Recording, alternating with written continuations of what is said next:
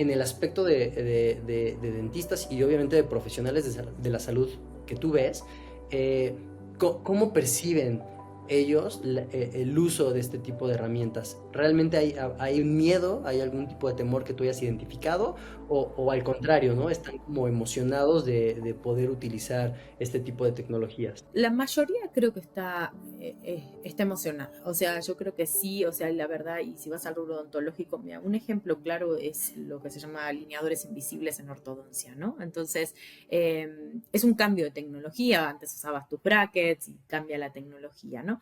Eh, ¿Qué detiene? Muchas veces es, sobre todo, aquellas personas que fueron formadas en la metodología anterior. Y la metodología anterior te resultó buena y le resultó buena a tu paciente. Entonces, generar y demostrar que esa nueva tecnología es tan buena como o incluso superior, creo eso es básico para que ese cambio se produzca, ¿no? Y ahí siempre vas a tener resistencia. Entonces nosotros muchas veces discutimos, entonces es pro-alineadores empiezan, ¿no? El doctor es pro-alineador o no, porque nuestra tendencia y nuestra estrategia va hacia allá, ¿no? Y entonces cada vez más tomás gente que sí verdaderamente le interesa eso y lo formás en eso. Y en eso lo tenés algo muy, muy físico, que es el tema del alineador. Pero lo mismo te diría con los flujos digitales que contaba recién, lo mismo te diría con el diagnóstico. O sea, la verdad es que la mayoría lo quiere. El mayor miedo o la mayor resistencia tiene que ver a que realmente se lo enseñes bien, que lo incorpores dentro del flujo de trabajo de una manera sencilla, porque si es más trabajo, la gente en general no. Y como todo, si tienes que hacer mucho de esta de gestión del cambio, ¿no? Y ahí yo estoy certificada en gestión del cambio por PROSA y hay una metodología que se llama ADCAR, ¿no? Y es la A de acknowledge, es que la gente tome conciencia. O sea, primero si no le explicas el para qué, el por qué. Después que te haya un deseo de cambio, ¿no? Y ese deseo de cambio tiene que ver con algo que te importe a vos, o sea, y como odontólogo, ¿por qué te importa? Y la verdad que cuando viene el paciente y lo escaneaste y le mostraste, el paciente te dice, qué maravilla, ¿cómo es esto? Y se queda asombrado y prefiere trabajar contigo toda su salud dental en vez de ir a trabajarlo con alguien que le va a poner pasta ahí para hacer un molde y no sé qué, te sientes mucho más, o sea, vos como odontólogo decís, me deja mejor, ¿no? Me deja mejor parado, entonces prefiero esto. Por supuesto, si no trabajas en el conocimiento, en que lo hagan bien y que no los dejes mal parado como doctor, eso no trabaja. Y así te diría que es un refuerzo continuo de que no se dejen de usar las herramientas, de entender cuando algo no funciona, por qué pasa y por qué la gente deja de usarlo y volver con eso. Entonces hay mucho trabajo de gestionar ese cambio para que se logre.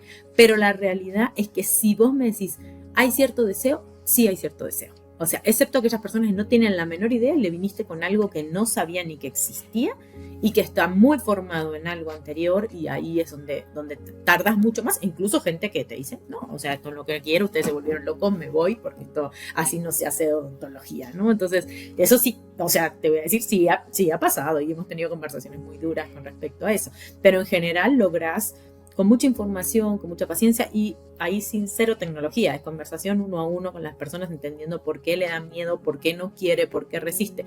Y a veces es simplemente le falta un poquito más de información o un poquito más de tiempo para procesarlo o algo no está funcionando bien y no. Y te diría que va por ahí. Y después siempre los incentivos económicos a veces ayudan cuando cambias de decir, bueno, vamos a pagar más alineadores que brackets, ahí también haces un cambio. Pero bueno, eso también bien de recursos humanos, andar incentivando así. Muy buenos motivadores, así. Oye, fíjate, entonces hablando de motivadores y de tu equipo, como tal, como de RH, con estos nuevos skills que están saliendo así cada 3 horas, ¿cómo estás estructurando tú tus equipos? Ahora, ¿qué buscas en alguien que quieres que esté en tu equipo?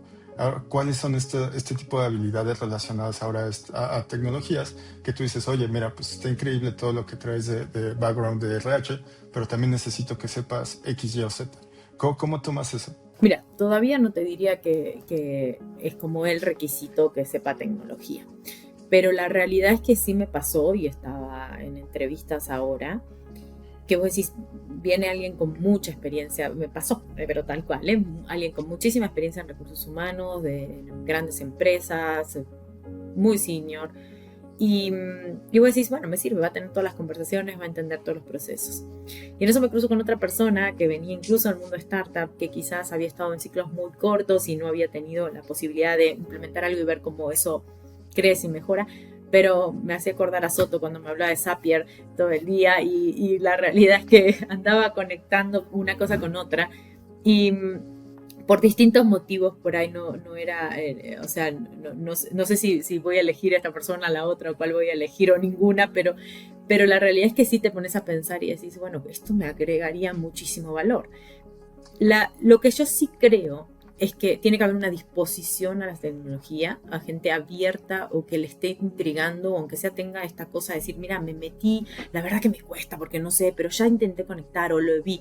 Es terrible cuando hablas con alguien que te viene con, hablábamos recién de plataformas, con cosas muy, muy antiguas. Hoy estamos haciendo un comparativo de LMS, de Learning Management System, y un poco tuve que hacer challenge al equipo, ¿no? De decir, bueno, pero tiene, no sé, conecta al DS3, es un certificado que le mandas el certificado a gobierno de la capacitación que realizaste. Y yo, está bien, pero ¿qué da igual eso. O sea, la verdad es, a ver, van a estar utilizando inteligencia artificial en el próximo tiempo. O sea, hay herramientas que te simplifican tu trabajo para diseñar una capacitación. Entonces, si vos me decís, a nivel selección, hoy no estoy ahí de decir, necesito que sepa esta o cual tecnología. Sí, lo que estamos como empezando a mirar un poco es, o sea, y ves la diferencia cuando alguien no ha utilizado ninguna herramienta tecnológica o lo ha utilizado muy poco o no es lo central en su conversación, que esas herramientas le simplifican, ¿no? Entonces, pero creo que en algún momento, y la verdad que sí lo estoy pensando, decir, no sé si no necesitaría a alguien de mucho más tecnológico, menos de recursos humanos. Lo que sí estamos teniendo, por ejemplo, sí en el departamento es los chicos de compensaciones están incorporados compensaciones y analíticas, ¿no? Entonces ellos se encargan de toda la analítica del área y es más, ahora el challenge es, bueno, quiero correlacionar datos, ¿no? Y entonces el otro día les decía, pruébenlo, a ver, métanlo en Copilot, en ChatGPT, y empezaron, pero son los datos de los empleados, bueno, quiten los nombres de los empleados y probemos a ver si funciona y si nos da un dato correlacionado, empecemos a probar. Y ese challenge sí es algo que lo estoy haciendo. Entonces, incorporar a alguien en el equipo hoy que esté muy lejos de eso, y te diría no. O sea, y tuve la prueba concreta sin haberlo pensado así per se, quiero esto, en 2 entrevistas y dije, no, creo que sí, ya sé que no necesito tanta experiencia de recursos humanos, no empiezo a necesitar gente que empiece a entender hacia dónde va el mundo, porque al final desde recursos humanos, lo que decíamos antes, vas a tener que apuntalar a otros a cambiar su forma de trabajo. Entonces, si mi propia gente eso no lo entiende, está difícil bajarlo, ¿no? O sea, es el punto. Y creo que ahorita esto va muy pegado al tema de los nuevos perfiles que van surgiendo, que son como perfiles puente, ¿no?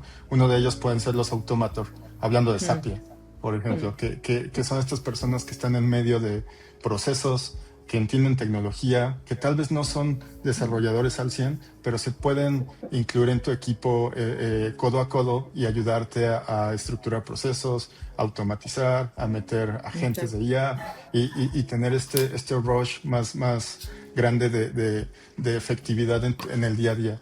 Este tipo de perfiles puente, ¿de qué forma te imaginarías un perfil puente nuevo para recursos humanos con esto que hemos estado platicando? Mira, de alguna forma los medio estamos generando y son iniciativas que vienen desde sistemas, pero también, o sea, conmigo como muy apoyadas, es por ejemplo gente que está tomando, o sea, unos los llamamos data champions, ¿no? Que son quienes están perfeccionando en todo lo que es analítica y son de distintos departamentos, no necesariamente IT.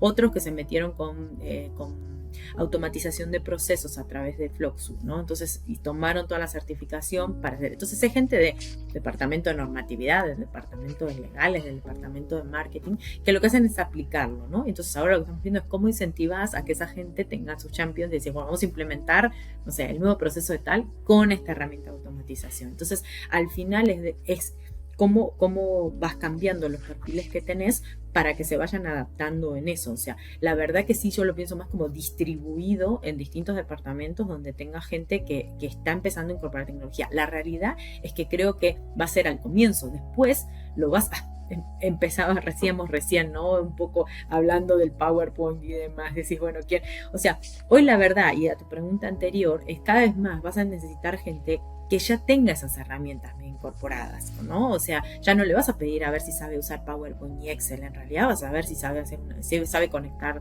los APIs o sabe tener una pequeña línea de código o alguna vez por lo menos entrenó una inteligencia artificial para algo, ¿no? Entonces, eso va a empezar a pasar. O sea, yo creo que si hoy me decís qué urgencia tiene eso, si vos no tenés, por ahí no. ¿Entendés? Vos decís, yo porque en Dentalia sí estamos hablando de eso y yo cada vez más digo, ¿cómo acompaño no solo el cambio de mi área, sino el cambio de las otras?